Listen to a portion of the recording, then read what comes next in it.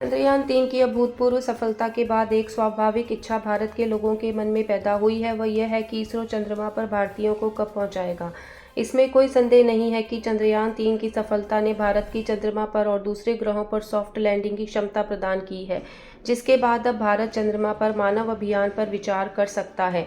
प्रधानमंत्री नरेंद्र मोदी ने भी इसरो को साल 2040 तक की डेडलाइन दे दी है, लेकिन क्या इसरो के लिए ऐसा कर पाना संभव है? उसके लिए किस तरह की चुनौतियां होंगी? अभी चंद्रमा पर मानव अभियान भेजना इसरो के लिए कई प्रमुख पड़ावों के बाद ही संभव हो सकेगा। इसके लिए सबसे पहले गगनयान की सफलता जरूरी है, जिसमें 3 भारतीय अंतरिक्ष में 3 दिन बिताने के बाद लौटेंगे। इसके बाद चंद्रमा पर एक अभियान ऐसा भेजना होगा जो कि वापस आएगा, और इसके लिए इसरो तैयारी भी कर रहा है।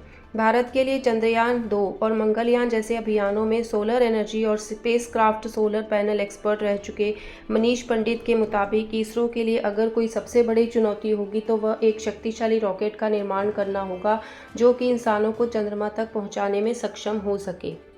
फिलहाल इसरो ने चंद्रयान-3 के लिए LVA-3 रॉकेट का इस्तेमाल किया था, जो कि पृथ्वी की निचली कक्षा में 10,000 किलो का भार ले जा सकता है।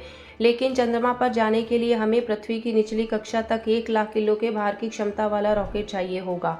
इसमें क्रायोजेनिक इंजन या सेमी क्रायोजेनिक इंजन का संयोजन काम आ सकता है। इस तकनीक का इस्तेमाल नासा ने सैटर्न 5 में किया था, जहां चीन 2027 तक 21 लाख किलो वाले लॉन्ग मार्च 10 रॉकेट का विकास करने में लगा हुआ है।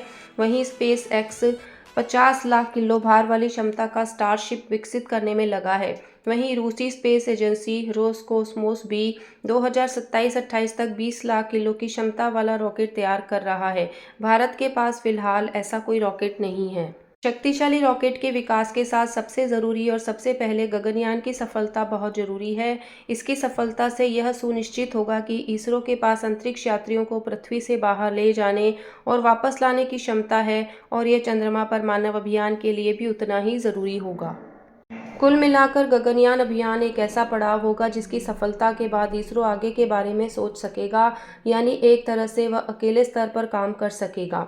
इससे इसरो अगले स्तर के रॉकेट के विकास के लिए भी प्रोत्साहित हो जाएगा। लेकिन बात केवल शक्तिशाली रॉकेट और यात्रियों को अंतरिक्ष तक लाने और वापस लाने की नहीं है। इसरो को यात्रियों के लिए एक क्रू मॉड्यूल यान भी विकसित करना होगा।